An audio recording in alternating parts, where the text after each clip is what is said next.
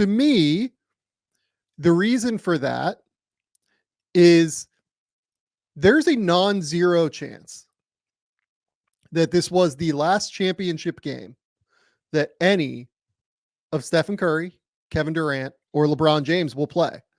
That's the reality of where we're at this point in their careers in the construction of their NBA teams, right? The Phoenix Suns, maybe they could go on a run this year. KD looks great, obviously. We'll talk about him later. Stephen Curry, maybe the Warriors can go out, use their draft picks, make a trade, continue to, thrive even after losing Klay Thompson to the Dallas Mavericks. And LeBron James, the Lakers have draft picks at their disposal to be able to go out and make moves, but I don't think any of us really think that those three teams are really at the top of the pecking order right now in the Western Conference. And I think that's what people probably connected to with this group is these guys aren't getting younger, and getting to see them on this stage for a final time is special. And we should appreciate everything that they've done for basketball. And we should appreciate getting to see them at this level with this kind of moment and rise to this moment. I mean, all three of those guys were absolutely stupendous yesterday. Getting to see them on the Olympic stage in a winner take all match was just something that we shouldn't take for granted, I think. Well, and we've seen obviously these guys playing all-star games together, but those are meaningless. We saw Steph and KD play together, obviously. But I think what made it even better was they got tested. Like, these were really fun basketball games. And I'm sure we'll talk about, and people probably don't think they should have gotten tested and all of that. I get it. But I think that made it better is Steph Curry hitting 4 straight threes in the middle of a 25-point blowout in the third quarter is cool, but it's not memorable. I wrote for over on Substack that I think that's one of the most iconic shots in the history of basketball. And maybe that's, because bias of the moment and whatever, but people are going to remember at least that flurry. And that final one, I literally said, no effing way. And I've watched Steph Curry my entire life, and I know I shouldn't think that about any shot. But we saw, and I know we're getting ahead of it right now, but my point was we saw those guys in big moments do big time things when it mattered on a global stage, and they were getting pushed to a, when they were down 13 or whatever going into the fourth against Serbia, and Bogdanovic is playing great. The best player in the world is playing great. And I think that's what made it better. It wasn't them just killing everybody by 30.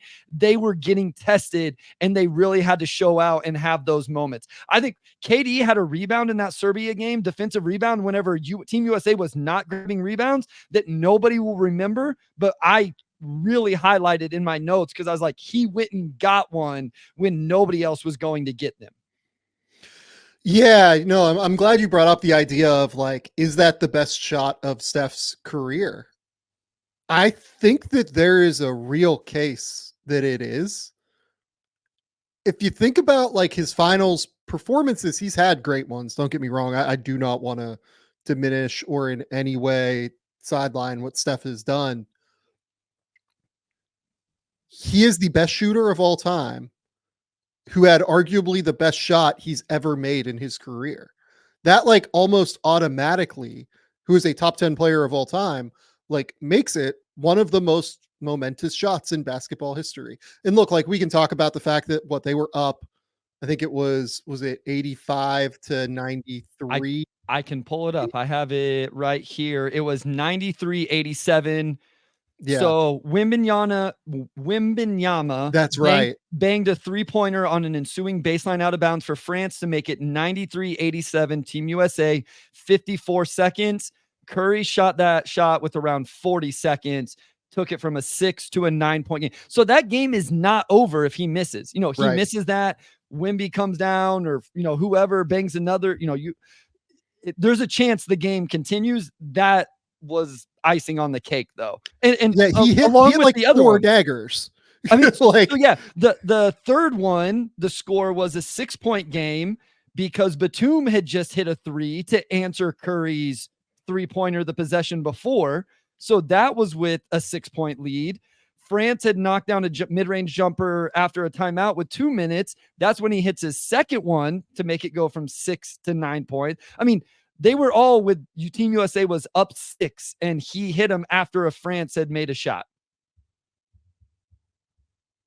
It's completely ridiculous. It's one of the great like shooting flurries, and Steph has had them before, right? Like he has made the Chase Center feel like it is going to collapse from like fans going crazy with runs that he's gone on. When he goes on flurries like this, there's nothing like it in basketball. There is nothing even remotely close to as exciting as when the basket looks like it is an ocean to Stephen Curry and he can't miss. And that in that moment, again, like this is what it comes down to.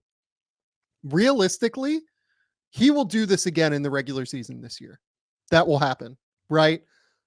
But that could be the last time that we see him do that in the biggest spot like imaginable for that year of basketball, let's say. And that means something. It really does. Like that's why I think Steph going on this crazy 4 3-pointers in a row run in the final 3 minutes. Like I watched that game at the gym and then, immediately came home at, 8:00 in the morning or whatever. And just like, was like my wife, like I had to show her this. I was like, Laura, you have to watch this. Like you're probably not going to watch the gold medal game, but you have to watch this end of game. And then the theatrics afterward. He has like this understanding of the moment as a showman that I think is a really important piece of it as well. So I want to go back because here's the one that maybe I wrote it in my notes, Sam.